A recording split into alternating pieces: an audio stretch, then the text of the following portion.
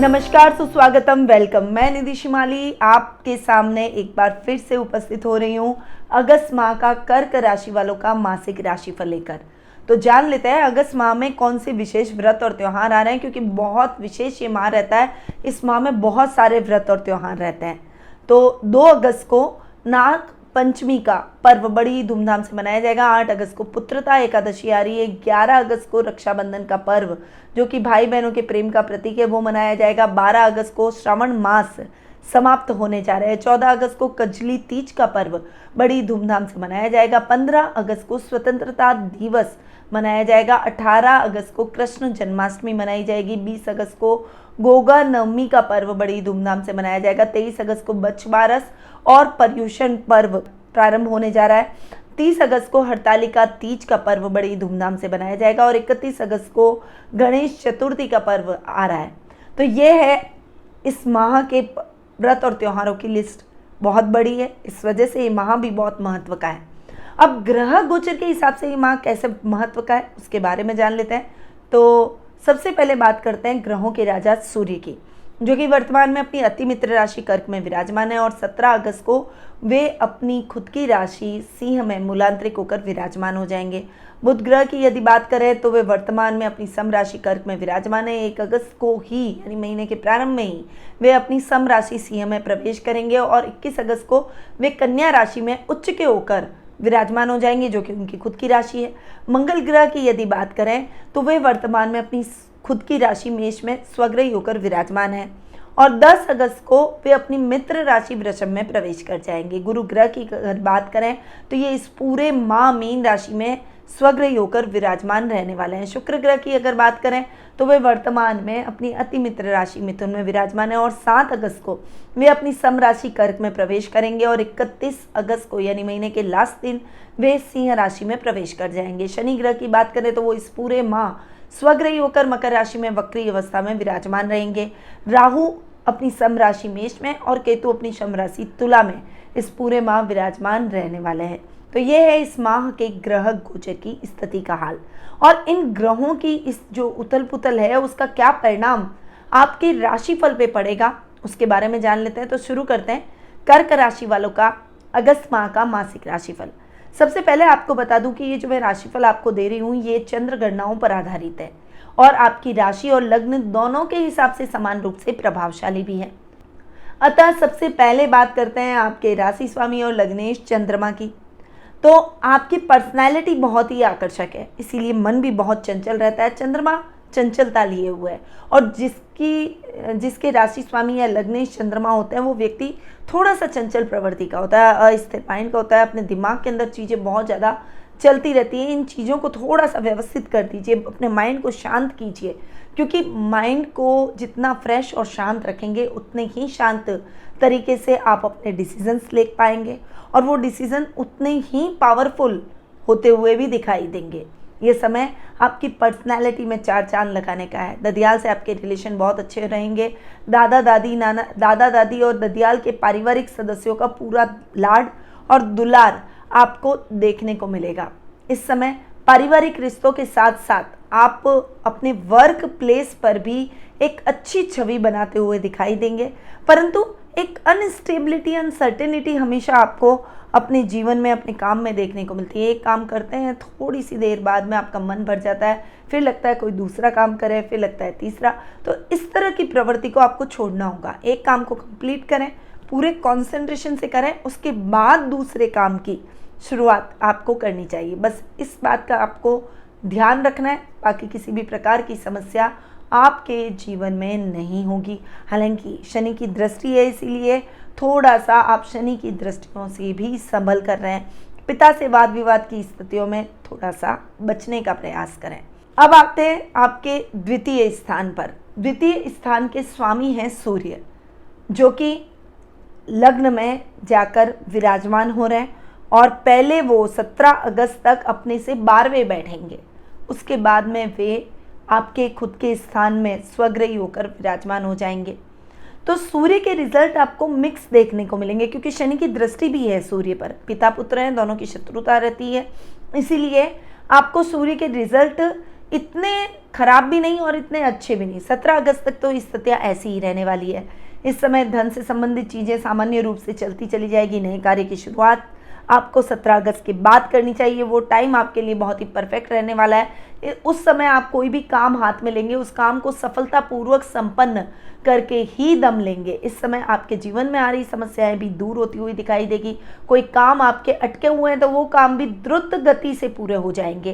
तो थोड़ा सा आपको संभल कर रहना है, थोड़ा सा मैच्योरिटी से काम लेना है। अपने डिसीजंस में आपको जल्दबाजी बिल्कुल भी नहीं लानी है। जल्दबाजी से काम बिगड़ सकते हैं, इसीलिए जल्दबाजी अपने जीवन में न लाएं। और जो काम करें उस काम में एक डिवोशन आपका जरूरी है। उस डिवोशन के साथ आप अपने जीवन में आगे बढ़ेंगे, उतना ही आप अपने कार्यों में भी सफलता प्राप्त करते हुए दिखाई देंगे। इस समय आप अपनी वाणी से सबको मोहित करते हुए नजर आएंगे और थोड़ी सी स्ट्रेट फॉरवर्डनेस की वजह से कभी कभी कामों को बिगाड़ भी सकते हैं। तो थोड़ा सा अपनी स्ट्रेट फॉरवर्डनेस को कम कीजिए। मेडिकल फील्ड से जुड़े हुए व्यक्तियों के लिए ये समय बहुत ही अच्छा रहेगा। अब आ जाते हैं तृतीय स्थान पर। तृतीय स्थान के स्वामी हैं बुध, जो कि महीने के प्रारंभ में तो आपके द्वितीय भाव में जाकर विराजमान होंगे, अपने से 12वें ही बैठेंगे। पर धन भाव में बुध के रिजल्ट ठीक मिलते हैं, इसीलिए इस समय आपको अपनी पावर को नेगेटिव दिशा में नहीं लगाना है, किसी की बातों में नहीं आना है, मिसअंडरस्टैंडिंग रिश्तों में नहीं होनी चाहिए। इस बात का विशेष रूप से ध्यान रखें। 21 अगस्त के बाद का समय आपके लिए बहुत अच्छा रहने वाला है। 20 दिन का ये जो टाइम पीरियड है उसमें थोड़ा सा केयरफुल होकर आपको रिश्तों में भी चलना पड़ेगा और प्रोफेशनल लाइफ में भी चलना पड़ेगा। पर 21 अगस्त के बाद बुध उच्च के हो रहे हैं और उच्च के होकर आपके ही भाव में जाकर, यानी पराक्रम भाव में ही जाकर विराजमान हो रहे हैं। आपके पराक्रम भाव में बुध का स्वग्रही होकर बैठना शानदार परिणाम आपको दिलवाएगा। इस समय राजनीति से संबंधित जो भी अटके हुए काम है वो द्रुत गति से संपन्न हो जाएंगे। राजनीति में एंटर करने के लिए इच्छुक है तो इस समय आपको राजनीति में प्रवेश मिल जाएगा। वहीं अगर आप राजनीति में ऑलरेडी हैं तो इस समय आपका रुतबा, मान सम्मान, जनता की लोकप्रियता आपको हासिल होती हुई दिखाई देगी। पराक्रम में वृद्धि, भाई बहनों का साथ और सहयोग मिलेगा और आप अपनी सभी मनोकामनाओं, सभी इच्छाओं को इस समय पूर्ण करते हुए दिखाई देंगे। अब बुध चूंकि आपके 12th हाउस के भी लॉर्ड हैं, 12th हाउस के लॉर्ड यानी खर्च भाव के स्वामी आपके, और जाकर बैठ रहे हैं अपने से तृतीय। पहले तो अपने से तृतीय बैठेंगे 21 अगस्त तक और उसके बाद में अपने से चतुर्थ उच्च के होकर बैठेंगे। तो थोड़ा सा इस समय खर्चों में फ्लक्चुएशन हो सकता है, कुछ अनायास खर्चे आ सकते हैं, कुछ धन संबंधी लेन देन की समस्या उत्पन्न हो सकती है, कर्ज की स्थितियाँ भी उत्पन्न हो सकती है। थोड़ा सा अभी आपको फाइनेंशियली सोच समझकर महीने के प्रारंभ में रहना पड़ेगा। 21 अगस्त के बाद का समय आपके लिए बहुत ही अच्छा रहेगा, फाइनेंशियली सिक्योर रहेंगे और इस समय आप सभी को अपना बना लेंगे। अपने काम निकालने में आप बहुत निपुणता हासिल कर लेंगे, यानी अब तक जो काम आपके अटक रहे हैं, नहीं बन पा रहे, वो काम भी बनना प्रारंभ हो जाएंगे। तो बुध के रिजल्ट आपको इस माह मिले जुले देखने को मिलेंगे। अब आगे बढ़ते हैं और जान लेते हैं आर्थिक भाव यानी सुख स्थान के बारे में। सुख स्थान के भाव के स्वामी हैं शुक्र, जो कि अपने से 12वें बैठे हैं और 7 अगस्त को ही महीने के प्रारंभ में ही वो आपकी राशि में जाकर विराजमान हो जाएंगे। शुक्र का आपकी राशि में जाकर बैठना यानी केंद्राधिपति का केंद्र में ही जाकर बैठना। केंद्र के 4 केंद्र स्थान में से उसके कोई भी स्वामी यदि केंद्र में बैठे तो अच्छे परिणाम देते हैं। शुक्र चूंकि सुखेश हैं और लग्न में जाकर बैठे, शानदार परिणाम है क्योंकि पर्सनैलिटी का भाव है। हालांकि इस समय आपको थोड़ा सा संभल कर भी रहना है, आलस्य आपके ऊपर अधिक हो सकता है। इस समय आप थोड़े से मनमौजी टाइप हो सकते हैं, यानी आप काम करने की प्रवृत्ति कम, घूमना फिरना, सजना संवरना, ये आपके दिमाग में ज़्यादा बातें रहेगी और उस वजह से आप इस महीने इन चीज़ों में ही अपना समय देंगे। देखिए, मैं ये नहीं कह रही हूँ कि ये चीज़ें आपको नहीं करनी चाहिए, ये चीज़ें आप करें, पर इसका एक समय निर्धारित करें। पूरा टाइम आप इसी में दे देंगे तो आप अपने कर्तव्य का निर्वहन कब करेंगे। और उस वजह से देखिए, आपके जो शौक, मौज या आपके जो इच्छाएं हैं वो तभी तो आप परिपूर्ण कर पाएंगे जब आप कमाएंगे, कर्तव्य का निर्वहन करेंगे, अपनी फाइनेंशियल कंडीशन को स्ट्रॉन्ग करेंगे। अगर आप यही नहीं करेंगे तो फिर आपके सुख सुविधा को आप कैसे, अपने सपनों को कैसे पूरा करेंगे। इसीलिए आपको थोड़ा सा सजग रहना है, अपने सुख संसाधनों पर खर्च करें, उनको समय दें, अपने शौक को समय दें, परंतु इतना अधिक नहीं कि इससे आपकी लाइफ डिस्टर्ब हो जाए, अर्निंग सोर्स कम हो जाए और फाइनेंशियली फ्लक्चुएशन का माहौल बन जाए। वैसे भी सुख स्थान में केतु बैठे हैं, जो कि मिसअंडरस्टैंडिंग, व्यक्ति को भ्रमित करना, गलत मार्ग की तरफ प्रेरित करना, ये चीज़ें कर सकते हैं। आपके पारिवारिक संबंधों में भी दरार डाल सकते हैं, खासकर माँ से वाद विवाद की स्थितियां उत्पन्न कर सकते हैं। शनि की दशम दृष्टि भी केतु पर और आपके सुख स्थान पर पड़ रही है, पर आपको थोड़ा सा संभल कर और धैर्य के साथ अपने जीवन में आगे बढ़ना है। पहले अपने कर्तव्य को प्रायोरिटी दें, उसके बाद आप अपने जीवन में कोई भी कार्य करें चलेगा, पर पहले अपने काम को समय दें, अपने कर्तव्य का निर्वहन करें, उसके बाद आपके मन की इच्छाओं को पूर्ण करें। अब शुक्र चूंकि आपके लाभ भाव के भी स्वामी हैं और लाभेश का अपने से तृतीय और लग्न में जाकर बैठना बहुत ही अच्छा। शुक्र का आपके राशि के अंदर जाकर विराजमान होना, अपने से तृतीय बैठना आपके लाभ में उत्तरोत्तर वृद्धि करेगा। पर मैंने आपको क्या बताया कि आपको थोड़ा सा अपने जीवन में काम करने की प्रवृत्ति को बढ़ाना है, क्योंकि शुक्र मनमौजी बनाते हैं, आलसी बनाते हैं। तो थोड़ा सा अपने कर्तव्य की तरफ आप बिल्कुल भी विमुख ना हो और अपने काम को प्रायोरिटी दें, तो निश्चित रूप से उत्तम लाभ की परिस्थितियां आपको अपने जीवन में देखने को मिलेगी। अब आते हैं पंचम भाव पर। पंचम भाव के स्वामी है मंगल, जो कि आपके कर्म भाव के भी स्वामी है, और मंगल आपकी कुंडली में योग कारक ग्रह है। योग कारक ग्रह का कर्म भाव में स्वग्रही होकर बैठना और 10 अगस्त को अपने से कर्म से अपने एक घर आगे यानी लाभ भाव में जाकर बैठ जाना बहुत बढ़िया। लाभ भाव में जाएंगे तब भी मंगल की दृष्टि अपने स्थान पर रहेगी।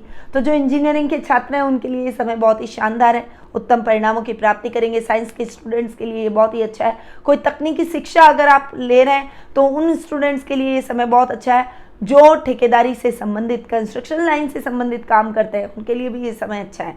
जो माइनिंग डिपार्टमेंट से है या फिर माइंस का कोई काम करते हैं उनके लिए भी ये समय बहुत ही शानदार है। या फिर खनिज पदार्थों से रिलेटेड अगर आप कोई भी काम करते हैं उनके लिए ये समय बहुत ही बेहतरीन रहने वाला है, क्योंकि मंगल अब तक तो आपको स्वग्रही होकर बहुत शानदार रिजल्ट दे रहे थे, पर अब मंगल लाभ भाव में जा रहे हैं। लाभ भाव में भी उनके रिजल्ट बहुत अच्छे रहेंगे, क्योंकि देखिए पंचम भाव का स्वामी लाभ भाव में बैठकर अपने घर को देख रहा है और कर्म भाव का स्वामी मंगल अपने से एक घर आगे जाकर बैठा है। तो दोनों ही परिस्थितियों में मंगल के बेहतरीन परिणाम आप पाएंगे, अच्छे रिजल्ट पाएंगे। नौकरी पेशा लोगों के लिए ये समय इंक्रीमेंट, प्रमोशन का रहेगा। अधिकारियों का साथ और सहयोग मिलेगा, एक टीम को लीड करने का मौका मिलेगा, बड़े प्रोजेक्ट पर काम करने का सुअवसर आपको प्राप्त होगा। अगर आप अपना खुद का कोई व्यापार या व्यवसाय करते हैं तो पिता का मार्गदर्शन जरूरी है, उनकी बातों को इग्नोर ना करें और उनका मार्गदर्शन लेकर ही कोई भी इम्पोर्टेंट डिसीजन आपको अपने जीवन में लेने चाहिए। अब आगे बढ़ते हैं और जान लेते हैं षष्टम यानी रोग भाव के बारे में। रोग भाव के स्वामी है गुरु, जो कि भाग्य स्थान में स्वग्रही होकर बैठे हैं। शानदार परिणाम गुरु के मिलेंगे। अपने से चतुर्थ गुरु जाकर बैठे हैं, सुखों में वृद्धि कर रहे हैं, सुख सुविधा के संसाधनों को बढ़ाने का प्रयास कर रहे हैं। इस समय आप अपने घर में लग्जीरियस आइटम की खरीदारी कर सकते हैं, आपकी प्रसिद्धि बढ़ सकती है, शत्रु पक्ष भी आपकी प्रशंसा करने पर बाध्य हो सकता है। इस समय रुपए पैसे से संबंधित कार्यों में आपको सफलता प्राप्त हो सकती है। तो ये समय आपके लिए बहुत ही अच्छा है, पर संभावनाओं पर नहीं। आपको कर्म करना है, मैं हो सकता है इसलिए लगा रही हूँ, क्योंकि अगर आप कर्म करेंगे तभी आप फल पाएंगे। मैं कहूँगी ये होगा, तो मेरे कहने से क्या होगा, आपको कर्म तो खुद को करने पड़ेंगे। इसीलिए कर्म प्रधान बने, मेहनत में किसी भी प्रकार की लापरवाही, कोताही बिल्कुल भी ना करें। और जितना अच्छा आपका कर्म रहेगा उससे ज़्यादा बेटर आपको परिणाम मिलेगा। अब गुरु चूंकि आपके भाग्य स्थान के भी स्वामी हैं तो धर्म कर्म के कार्यों से भी जुड़ेंगे, क्योंकि गुरु तो वैसे भी आध्यात्मिक भावों से भरे रहते हैं, ज्ञान प्रदान करने वाले ग्रह हैं। तो इस समय आप धार्मिक ग्रंथों के अध्ययन अध्यापन में रुचि दिखाएंगे, किसी धार्मिक ग्रंथ में आप निपुणता भी हासिल करेंगे। पारिवारिक सदस्यों के साथ में धार्मिक स्थल की यात्रा या फिर धर्म कर्म के कार्यों में कोई अनुष्ठान करना या उसमें रुचि लेना, बढ़ चढ़कर हिस्सा लेना, ऐसी प्रवृत्ति आप में इस समय बहुत अधिक रहने वाली है। ये माह आपकी धार्मिक गतिविधियों के लिए उत्तम परिणामदायक है। वहीं जो युवक युवतियां नौकरी की तलाश कर रहे हैं उनके लिए भी ये समय बहुत ही बढ़िया है। आपकी वो तलाश खत्म हो जाएगी और अच्छी नौकरी आपको मिलती हुई दिखाई देगी। वहीं जो अपने करियर में कुछ नया करना चाहते हैं उनके लिए भी ये समय बहुत ही उत्तम है। आप अपने करियर में आगे बढ़ सकते हैं। निश्चित रूप से ये समय आपके लिए सकारात्मक रहेगा। अब आते हैं सप्तम भाव, यानी जो वैवाहिक जीवन का भाव है, व्यापार का स्थान है, उसके बारे में जान लेते हैं। तो व्यापार के स्थान के भाव के स्वामी है शनि। सबसे पहले मैं बिजनेस क्लास लोगों की बात करूंगी। तो बिजनेस में आपको बहुत अच्छा समय अब देखने को मिलेगा। आपके बिजनेस में उतार चढ़ाव की स्थितियां खत्म हो जाएगी। आपकी मेहनत का यथेष्ट फल आप इस समय प्राप्त करेंगे। पार्टनरशिप में काम न करें। अकेले इंडिविजुअल स्वतंत्र रूप से जो बिजनेस कर रहे हैं उनको ज़्यादा लाभ की स्थितियां इस माह देखने को मिलेगी। अगर ऑलरेडी पार्टनरशिप में है तो पार्टनर की भावनाओं को लेकर आपको चलना पड़ेगा। उनकी भावनाओं को आहत न करें और दोनों डिस्कशन करके कोई डिसीजन लें। खुद केवल अपने ऊपर डिसीजन लेके आगे बढ़ना आपके लिए ठीक नहीं है। इस समय दाम्पत्य जीवन का भरपूर सुख प्राप्त करेंगे। जीवन साथी के प्रति आप बहुत लॉयल रहेंगे और वे भी आपकी खूबियों को जानेंगे और मानेंगे। इस समय आपका दाम्पत्य जीवन सुखमय रहेगा। लव रिलेशनशिप में भी आप एक दूसरे को समझने का प्रयास करेंगे और एक दूसरे के साथ आगे बढ़ने की कोशिश करेंगे। वहीं ये जो समय है ये आपके लिए उन्नतिदायक, प्रगतिदायक भी रहेगा। परंतु इसके साथ ही अगर इस समय आपकी कोई खोई हुई वस्तु आपको पुनः प्राप्त हो जाए तो आपको कैसा लगेगा? तो ये समय आपको अपनी खोई हुई वस्तु वापस दिलवाएगा, वो भी जीवन साथी की मदद से। तो आपकी प्रगति, उन्नति और प्रशंसा को इस माह कोई भी नहीं रोक सकता। वहीं शनि आपके अष्टम भाव के भी स्वामी हैं। तो रोजमर्रा के रूटीन कार्यों को बैलेंस करके चलेंगे। आप मेहनत के दम पर आगे आएंगे। गुप्त शत्रु आपके खत्म हो जाएंगे। गुप्त धन की प्राप्ति के स्रोत आपको मिल सकता है। इस समय दूरगामी यात्राएं हो सकती है, परंतु वो यात्रा आपके लिए सुखद और मंगलमय रहेगी। तो ओवरऑल अगर मैं देखूं तो शनि के बहुत शानदार रिजल्ट आपको मिलेंगे और कर्क राशि वालों के लिए ये महीना अच्छा रहने वाला है। अब आते हैं लकी डेट्स पर कि कौन सी तारीखें आपके लिए बहुत ही शुभ रहने वाली है।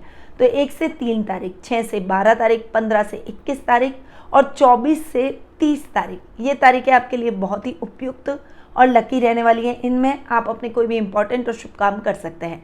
अशुभ तारीखों के बारे में भी जान लेते हैं। तो 4, 5, 13, 14, 22, 23 और 31, ये तारीखें आपके लिए थोड़ी सी अनलकी रहने वाली है। इस समय थोड़ा सा ध्यान देने की आवश्यकता है। अब आते हैं शुभ रंग पर। अगर रंग की बात करूं तो आपको रेड, मैरून, रानी, इन कलर्स का उपयोग ज़्यादा से ज़्यादा करना चाहिए। खासकर जब आप इम्पॉर्टेंट काम करने जा रहे हैं, कोई शुभ काम करने जा रहे हैं, तब इन रंगों का उपयोग जरूर करें। अब बढ़ते हैं उपाय की तरफ कि आपको इस माह में क्या उपाय करने चाहिए। तो 7 मुखी रुद्राक्ष धारण करें। इसके अलावा आपको शनि के दान जरूर करने चाहिए। वहीं इस समय शनि मंदिर के रोजाना दर्शन करें। उनके संध्या काल के समय सरसों के तेल का दीपक उनके मंदिर में जरूर जलाएं और रोजाना ना कर सके तो शनिवार के दिन जरूर करें। ये समय आपके लिए बहुत उत्तम और कल्याणकारी है।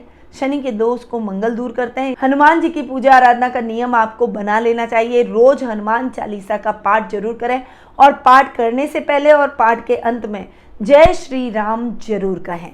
तभी आपको हनुमान जी का रिजल्ट और बेहतर परिणाम प्राप्त होंगे। पर अब ये जो मैंने आपको उपाय बताए, व्यस्त रहिए, मस्त रहिए और हमेशा मुस्कुराते रहिए। जय श्री राधे कृष्णा।